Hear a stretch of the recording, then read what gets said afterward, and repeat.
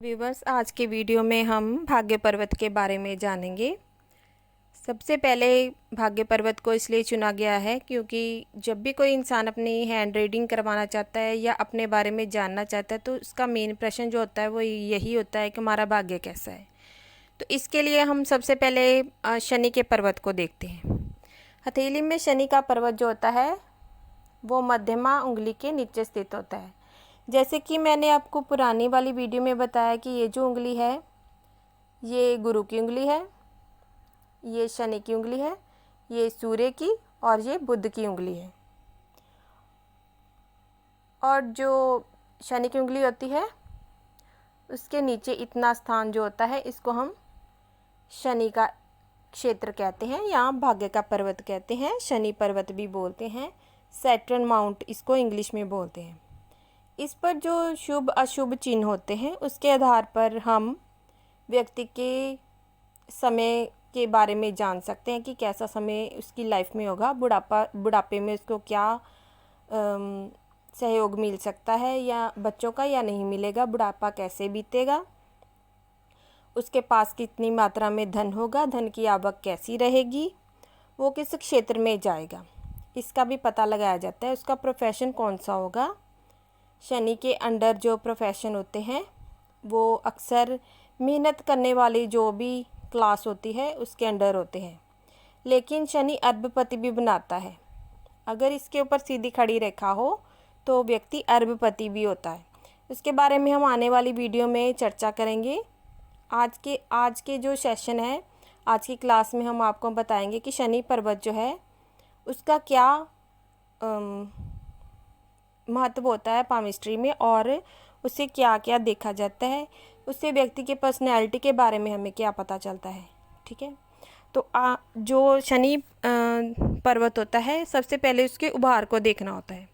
उसका उभार अत्यधिक नहीं होना चाहिए और ना ही यहाँ पर गड्ढा होना चाहिए स्थान पर।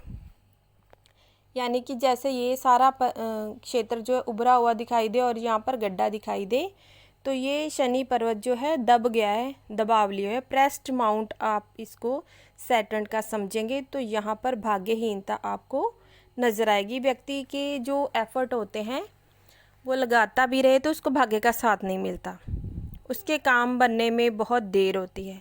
यहाँ पर आड़ी रेखा हो तब भी वो उसके कामों में देरी होगी। इस तरह की आड़ी रेखा होती है, इस तरह दिखाई दे तो व्यक्ति के कामों में देरी निश्चित है। वो बहुत ज़्यादा एफर्ट करने के बाद उसका रिज़ल्ट जो है वो बहुत कम मिलता है और उसका भाग्य साथ नहीं देता। इस तरह की स्थिति होती है। और अगर ये बिल्कुल इसके लेवल पर है जैसे कि साथ में है तो शनि पर्वत उभार लिए हुए है, ये अच्छा है, ये भाग्यशाली व्यक्ति की निशानी है। लेकिन अगर इन सभी पर्वतों से ये वाला जो पर्वत है बहुत अधिक उभार लिया है, ये नीचे दिखाई दे रहे हैं और ये बहुत अधिक उन्नत दिखाई दे रहा है, तब तो ये बहुत ही बुरी स्थिति है। अब आप ये नहीं कह सकते कि व्यक्ति बहुत अधिक भाग्यशाली है क्योंकि उसके अंदर शनि के गुण आ गए हैं। शनि जो है वो दुख प्रदायक ग्रह माना गया है एस्ट्रोलॉजी में और पामिस्ट्री में भी उसको दुखदायक ग्रह कहते हैं। जिसका बहुत अधिक शनि विकसित हो जाएगा तो ऐसा व्यक्ति काफ़ी एकांत प्रिय होगा, रिजर्व पर्सनैलिटी का होगा, किसी से मिले जुलेगा नहीं, एकांतवादी होगा और सैड सॉन्ग सुनता रहेगा, दुखी रहेगा जीवन में और उसको भाग्य का साथ बिल्कुल नहीं मिलता है। ऐसे व्यक्ति के कार्य कभी भी उसके अनुरूप होते ही नहीं हैं और वो काफ़ी दुखी और परेशान हो जाता है ज़िंदगी से। इसके अलावा अगर किसी का शनि पर्वत बहुत बढ़िया तरीके से सामान्य रूप से विकसित है तो ऐसे व्यक्ति बिजनेस में कम देखे गए हैं, अधिकतर नौकरी करते हैं और उनमें राजनीतिक जो क्षमताएं होती हैं राजनीति में जाने की वो भी होती है। जनता का सहयोग भी यहीं से देखा जाता है, इसलिए ये अच्छी स्थिति मानी जाएगी। और वे इंसान काफ़ी हद तक सुखी होता है क्योंकि कार्य उसके अनुरूप होते हैं। जब दबा होगा तो कार्य अनुरूप उसके नहीं होते, यानी कि वो कितने मर्जी एफर्ट डाल ले उसको रिज़ल्ट नहीं मिल पाता, लेकिन ये कम एफर्ट में भी इसको अच्छा रिज़ल्ट मिल जाता है। इसके जीवन में काफ़ी शांति होती है, जिसका शनि पर्वत अच्छे से उभार लिया होता है। बहुत अधिक उभार होगा तो फिर वो एकांत प्रिय हो जाएगा और तंत्र मंत्र में उसकी रुचि हो जाएगी, सैड सॉन्ग सुनता रहेगा, ठीक है, निराशावादी हो जाएगा, उसको ज़िंदगी में कुछ भी अच्छा नहीं लगता, तो वो बहुत ज़्यादा बुरी स्थिति हो जाती है।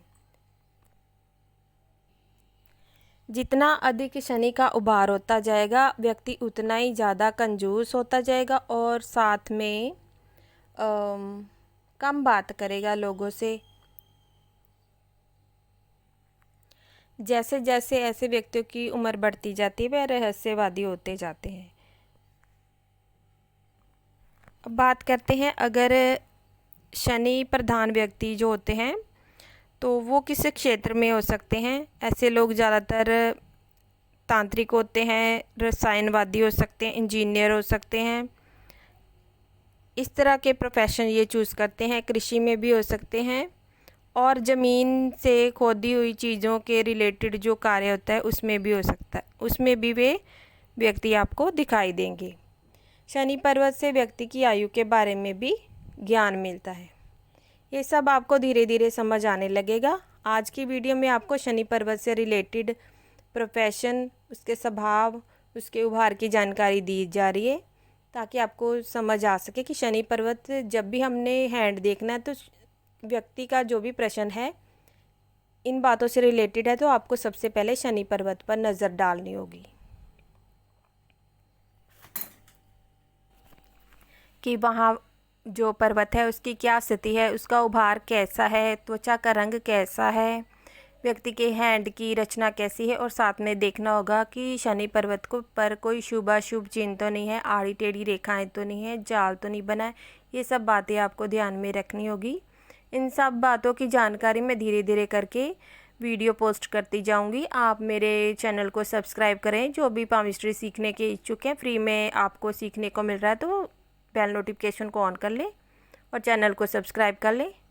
बेल नोटिफिकेशन को ऑन करने का रीज़न ये है कि मेरी कोई भी वीडियो आपसे मिस नहीं होगी और हर जानकारी आप तक समय से पहुंच जाएगी, कोई वीडियो आपसे मिस नहीं होगी। इसलिए हम कहते हैं कि आप बेल नोटिफिकेशन ज़रूर से ऑन करें।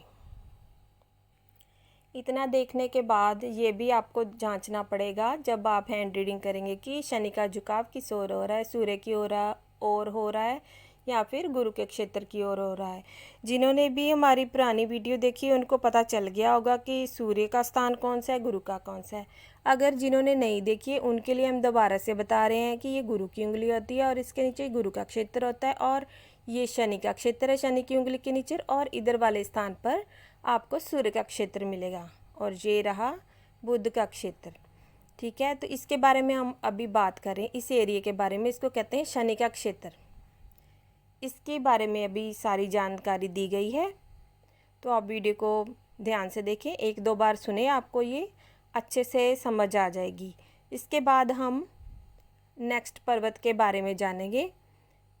कल हम सूर्य पर्वत के बारे में आपको जानकारी देंगे, तो आप चैनल को सब्सक्राइब करें।